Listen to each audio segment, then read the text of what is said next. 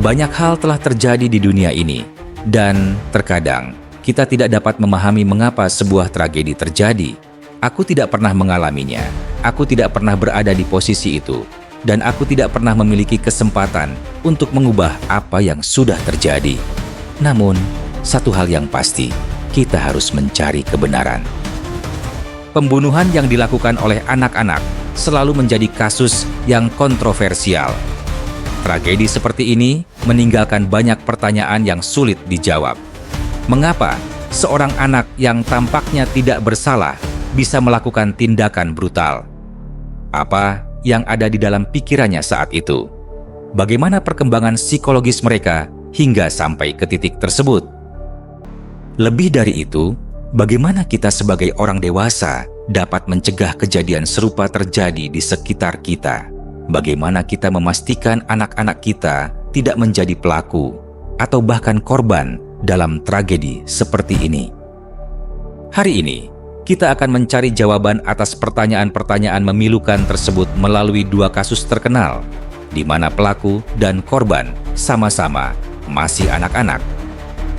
Video ini mungkin mengandung cerita yang tidak cocok untuk semua orang. Oleh karena itu, pahamilah batas diri Anda dan tontonlah hanya jika Anda merasa siap.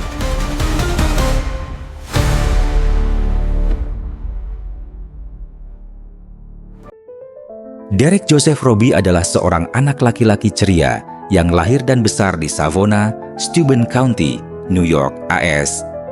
Savona adalah desa kecil di mana hampir semua orang saling mengenal. Derek dikenal sebagai anak yang selalu tersenyum dan penuh energi.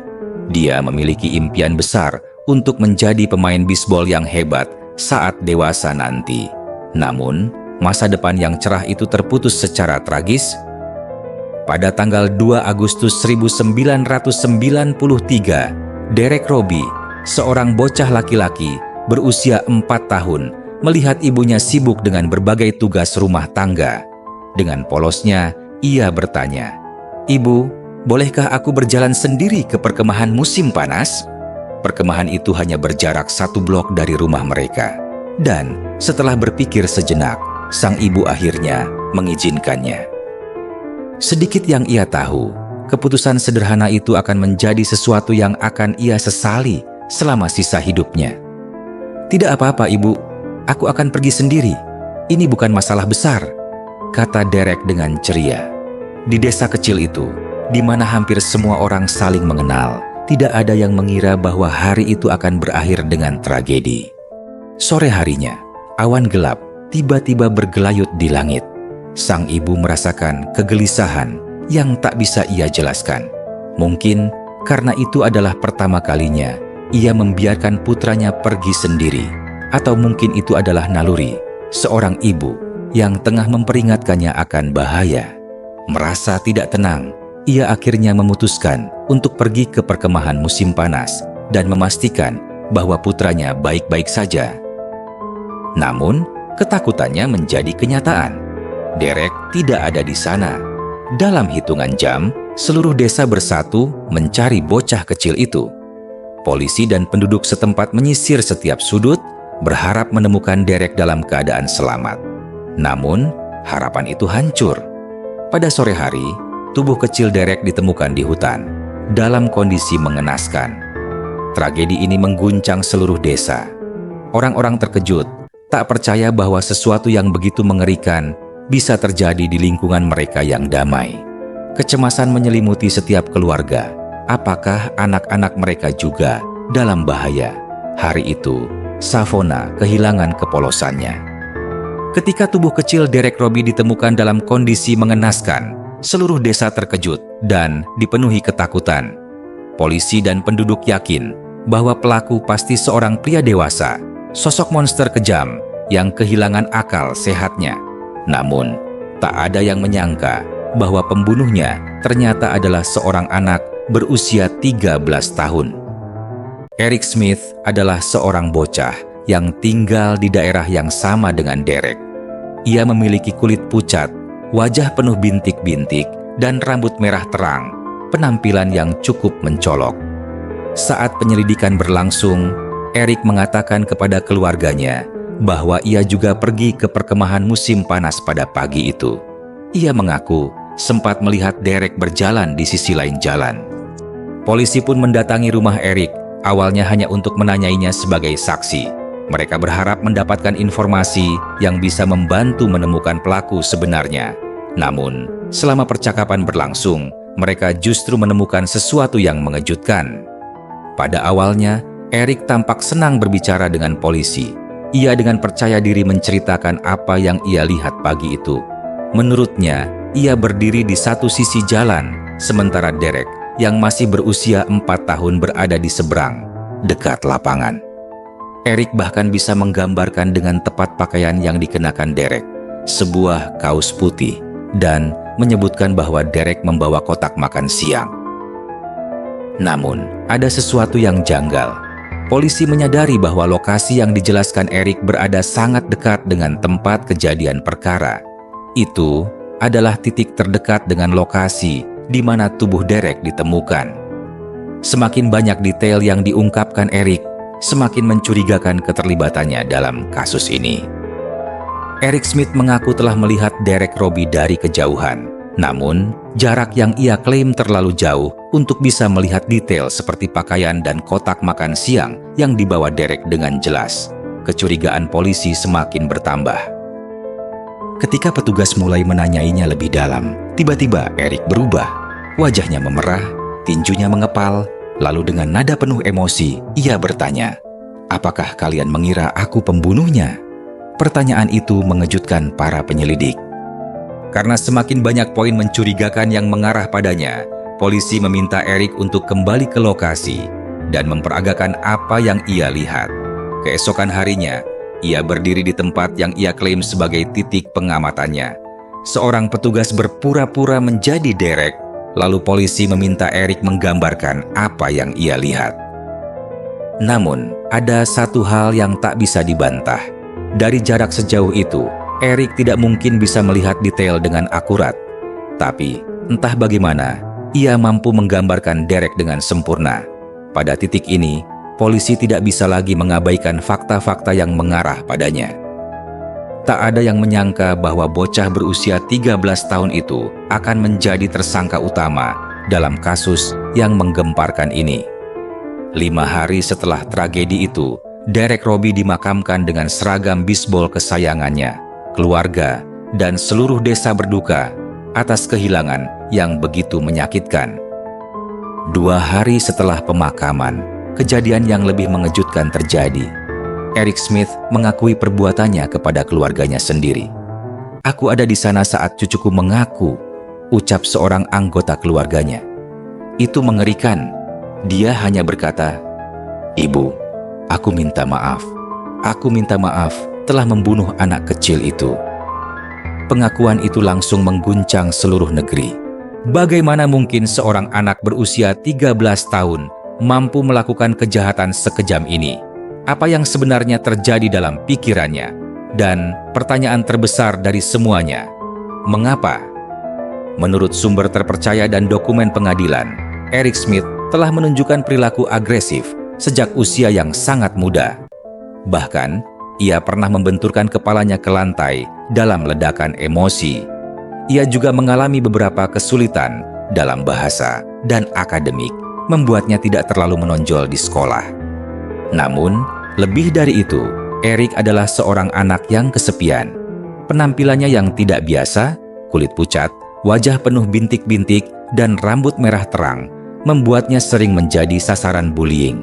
Ia kerap diejek dan dikucilkan oleh teman-temannya. Tetangga sering melihatnya bermain sendirian tanpa ada anak lain di sekitarnya. Meski begitu, Eric tumbuh dalam keluarga yang penuh kasih sayang. Orang tuanya peduli padanya dan tidak ada tanda-tanda bahwa ia mengalami kekerasan dalam rumah tangga. Tes medis menunjukkan bahwa ia tidak menderita gangguan psikologis atau mental. Pemindaian otak dan tes hormon yang komprehensif pun tidak menunjukkan adanya kelainan. Akhirnya, pengadilan sampai pada satu kesimpulan yang mengejutkan. Eric Smith tidak sakit mental. Tindakan brutal yang ia lakukan bukanlah akibat gangguan kejiwaan, melainkan sebuah pilihan. Pilihan mengerikan yang dibuat oleh seorang anak berusia 13 tahun, yang belum memahami sepenuhnya konsekuensi dari kebrutalan yang ia lakukan. Ketika ditanya mengapa ia membunuh Derek Robbie, Eric Smith selalu memberikan jawaban yang sama. Ia sendiri tidak tahu alasannya. Ia hanya berkata bahwa saat melihat bocah kecil berambut pirang itu, tiba-tiba muncul dorongan kuat untuk menyakitinya. Banyak yang percaya bahwa pengalaman pahit Eric sebagai korban bullying berperan besar dalam tragedi ini. Seorang anak yang terus-menerus direndahkan akhirnya ingin membalik keadaan, ingin merasakan bagaimana rasanya menjadi dominan, menjadi seseorang yang berkuasa atas yang lebih lemah. Sayangnya, dengan otak yang belum matang dan ketidakmampuan memahami konsekuensi, Eric melihat sebuah kesempatan dan ia bertindak tanpa ragu. Akibatnya, Eric Smith menerima hukuman paling berat yang mungkin dijatuhkan kepada seorang anak berusia 13 tahun, 9 tahun hingga seumur hidup, dengan kemungkinan pembebasan bersyarat mulai tahun 2002. Setiap 2 tahun, ia mengajukan permohonan pembebasan, tetapi lebih dari 10 kali pengajuannya ditolak.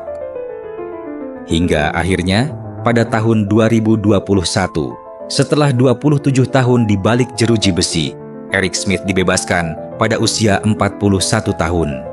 Sebagai bagian dari pembebasannya, ia diwajibkan tinggal di kota yang jauh dari keluarga korban, menutup salah satu kasus paling kontroversial dalam sejarah kejahatan anak di Amerika Serikat. Namun, kasus ini meninggalkan lebih banyak pertanyaan daripada jawaban. Bagaimana psikologi seorang anak dapat berkembang hingga ke titik di mana ia mampu melakukan tindakan sekejam ini? Apakah bullying benar-benar dapat mengubah seorang anak menjadi pelaku kekerasan? Dan yang paling penting, bagaimana kita bisa mencegah hal seperti ini terjadi lagi? Kita akan membahas lebih lanjut di akhir video ini. Untuk kasus berikutnya, kita beralih ke kota pelabuhan Liverpool, Inggris. Kejahatan yang akan kita bahas ini menjadi salah satu kasus paling mengejutkan dalam sejarah kriminal negara tersebut. Pasalnya, pelakunya bukanlah orang dewasa, melainkan 2 bocah berusia 10 tahun, menjadikan mereka sebagai pembunuh termuda dalam lebih dari 100 tahun terakhir. Pada 12 Februari 1993, James Patrick Bulger, seorang balita berusia 2 tahun, pergi ke sebuah supermarket bersama ibunya. James baru saja mulai belajar berjalan dan, seperti anak kecil pada umumnya, ia penasaran dengan sekelilingnya. Saat ibunya tengah sibuk berbelanja di konter daging, James berjalan sedikit menjauh darinya. Namun dalam sekejap, sesuatu yang mengerikan terjadi. 2 anak laki-laki, Robert Thompson dan John Venables, keduanya baru berusia 10 tahun, menculik James Bulger dan membawanya keluar dari supermarket.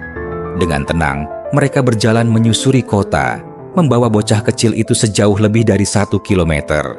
Yang mengejutkan, total 38 orang dewasa melihat ketiga anak ini berjalan bersama.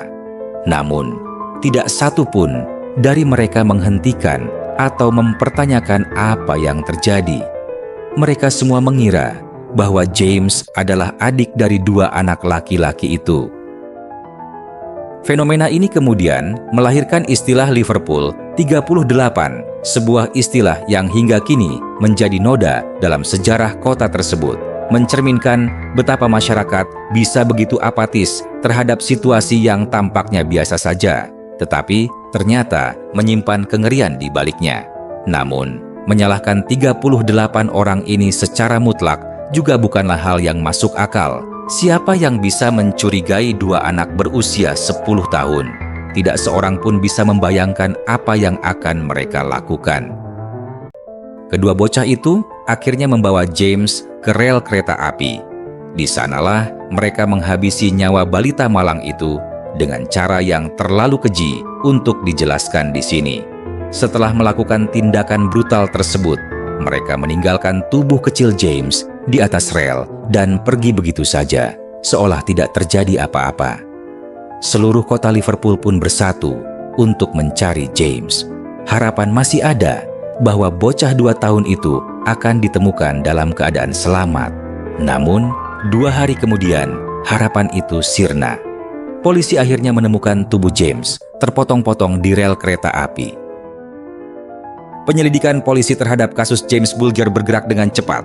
Rekaman CCTV dari supermarket memperlihatkan 2 bocah berusia 10 tahun, Robert Thompson dan John Venables, membawa James keluar dari toko. Dalam waktu singkat, polisi menangkap mereka dan membawa keduanya ke ruang interogasi.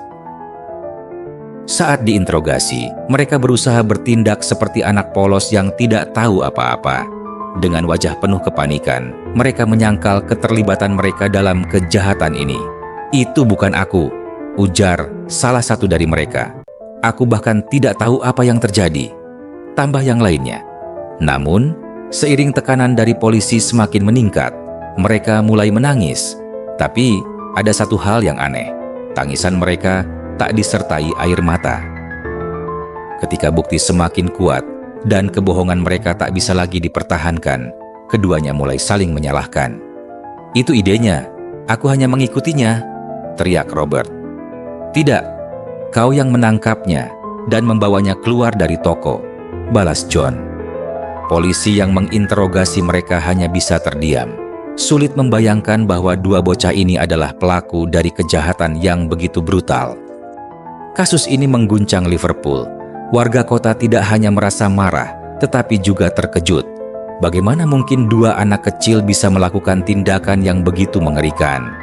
Ketika kasus ini dibawa ke pengadilan, seluruh negeri menantikan putusan akhirnya.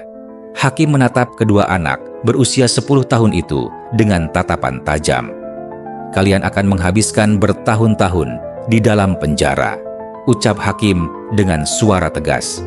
Akhirnya, vonis dijatuhkan. Robert Thompson dan John Venables dijatuhi hukuman 7 tahun dan 8 bulan penjara. Hukuman maksimum yang bisa diberikan kepada anak-anak di Inggris pada saat itu. Pada tahun 2001, keduanya dibebaskan dengan identitas baru. Nama mereka diubah dan mereka diberikan kesempatan untuk memulai hidup baru. Namun, kehidupan setelah kebebasan mereka tidak berjalan dengan cara yang sama. Setelah dibebaskan, Robert Thompson memilih untuk tetap berada di bawah bayangan. Ia menghilang dari sorotan publik dan tidak pernah terdengar lagi. Tetapi John Venables, kisahnya jauh lebih kelam. Alih-alih menjalani hidup baru dengan lebih baik, ia kembali melakukan kejahatan. Venables beberapa kali ditangkap atas kepemilikan dan distribusi konten pornografi anak. Pada tahun 2020, ia masih berada di dalam penjara karena kasus yang sama. Keputusan pembebasan bersyarat yang sebelumnya menganggapnya tidak lagi menjadi ancaman bagi masyarakat terbukti sebagai kesalahan besar. Kasus-kasus ini memunculkan pertanyaan yang sulit dijawab. Bagaimana mungkin anak-anak yang belum dewasa bisa melakukan tindakan yang begitu keji? Jawabannya mungkin terletak pada ketidakdewasaan dan kurangnya kesadaran akan konsekuensi. Anak-anak memiliki keingintahuan yang besar, tetapi tanpa bimbingan yang tepat, rasa ingin tahu itu bisa berubah menjadi sesuatu yang berbahaya. Banyak laporan yang menyebutkan bahwa Robert dan John terinspirasi oleh film-film kekerasan yang mereka tonton. Tanpa pengawasan orang dewasa, mereka tidak bisa memahami perbedaan antara fantasi dan kenyataan. Oleh karena itu, tanggung jawab orang tua dan lingkungan menjadi sangat penting. Anak-anak harus diajarkan sejak dini tentang perbedaan antara benar dan salah, serta memahami bahwa setiap tindakan memiliki konsekuensi. Kasus ini menjadi pengingat bahwa kegelapan bisa muncul bahkan di tempat yang paling tidak kita duga dalam diri seorang anak. Pada usia 13 tahun, saya memandang dunia dengan cara yang begitu gelap. Hidup terasa suram, dan saya mulai mempertanyakan banyak hal tentang manusia dan kejahatan. Namun, satu hal yang saya yakini hingga saat ini adalah bahwa anak-anak yang masih lugu dan penuh rasa ingin tahu membutuhkan bimbingan yang kuat dari orang dewasa di sekitar mereka. Orang tua dan wali memiliki tanggung jawab besar dalam mengajarkan anak-anak mereka tentang perbedaan antara benar dan salah, tentang kekejaman, dan tentang konsekuensi dari setiap tindakan. Anak-anak harus dibantu untuk memahami dampak dari setiap keputusan yang mereka buat, bahkan sejak usia dini. Di era modern ini, kita juga bertanggung jawab dalam mengawasi materi budaya yang dikonsumsi oleh anak-anak. Ada laporan yang menyebutkan bahwa 2 anak berusia 10 tahun dalam kasus yang telah kita bahas sebelumnya terinspirasi dari film aksi yang mereka tonton. Tanpa bimbingan yang tepat, mereka tidak bisa membedakan antara fantasi dan kenyataan hingga akhirnya meniru adegan kekerasan di dunia nyata. Dunia saat ini semakin kompleks dan membesarkan anak di tengah arus informasi yang begitu luas bukanlah hal yang mudah. Namun, itulah mengapa peran orang dewasa menjadi sangat penting. Saat saya merenungkan kasus-kasus ini, saya merasa sangat terhantui. Saya mencoba memahami rasa sakit yang dirasakan oleh 2 ibu yang kehilangan anak-anak mereka dalam sekejap, hanya karena satu momen kecerobohan. Seorang ibu yang untuk pertama kalinya membiarkan putranya berjalan sendiri. Yang lain hanya beberapa detik lengah saat sedang berbelanja. Dan dalam waktu sesingkat itu, semuanya berubah. Kehidupan mereka tidak pernah sama lagi. Kesedihan yang mereka alami sungguh tak terbayangkan. Tetapi pada akhirnya mereka harus menerima kenyataan, terus berjalan, dan melanjutkan hidup. Ketika Eric Smith, pelaku pembunuhan brutal terhadap Derek Robbie, mengajukan permohonan pembebasan bersyarat, orang tua Derek melakukan segala cara untuk mencegahnya bebas. Selama hampir 30 tahun, mereka mengikuti kasus ini tanpa henti, menghabiskan waktu, tenaga, dan emosi mereka. Namun, ketika akhirnya Eric Smith dibebaskan, pasangan itu merasakan sesuatu yang sulit dijelaskan. Mungkin ini saatnya bagi mereka untuk menerima kenyataan, untuk membiarkan diri mereka melupakan rasa sakit, dan untuk terus menjalani hidup. Mungkin ini juga yang diinginkan putra mereka yang telah tiada, agar kedua orang tuanya bisa menemukan kedamaian. Dulu, semak-semak tempat Derek dibunuh menjadi pengingat kelam bagi masyarakat. Namun kini, tempat itu telah diratakan, dan penduduk setempat mengumpulkan dana untuk mendirikan sebuah patung guna mengenang Derek. Bocah kecil itu begitu dicintai, bahkan hampir semua orang di kotanya mengenalnya. Mereka bercanda bahwa di usia 4 tahun, Derek sudah seperti wali kota kecil di komunitasnya. Sementara itu, Ibu James Bulger, bocah kecil yang juga menjadi korban kebrutalan anak-anak lainnya, akhirnya dikaruniai 3 anak lagi. Ia membesarkan mereka dengan penuh kasih sayang hingga dewasa.